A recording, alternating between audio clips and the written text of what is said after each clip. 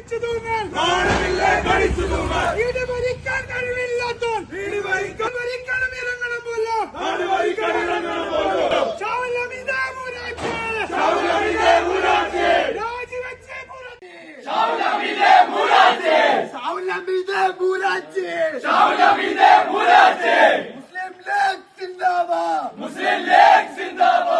UDF തരംഗത്തിനിടയിലും കൂത്തുപറമ്പിൽ ദേശീയ secretary Jayanti Rajan നേരിയ വോട്ടിന് പരാജയപ്പെട്ടത് മുസ്ലിം ലീഗിലെ ഗ്രൂപ്പിസത്തിന്റെ ഫലമെന്ന് റിപ്പോർട്ട്. ഇതിനെതിരെ മുസ്ലിം ലീഗിൽ വ്യാപക പ്രതിഷേധമുയരുകയാണ്.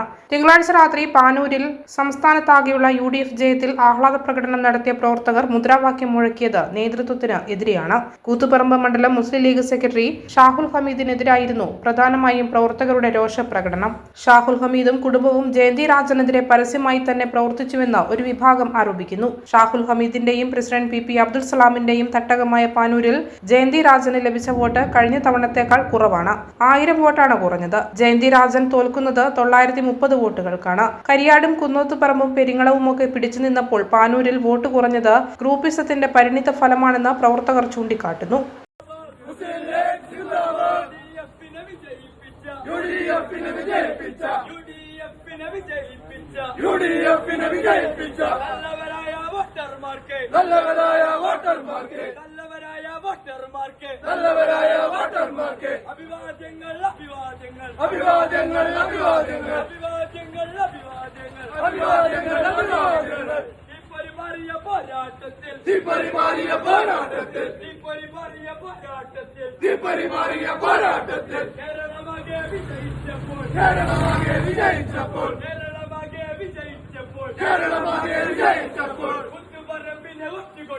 കുത്തുപറമ്പിനെ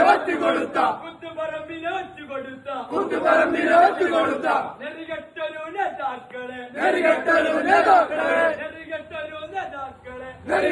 നേതാക്കളെ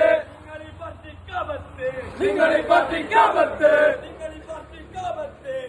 പാർട്ടിക്കാപത്ത്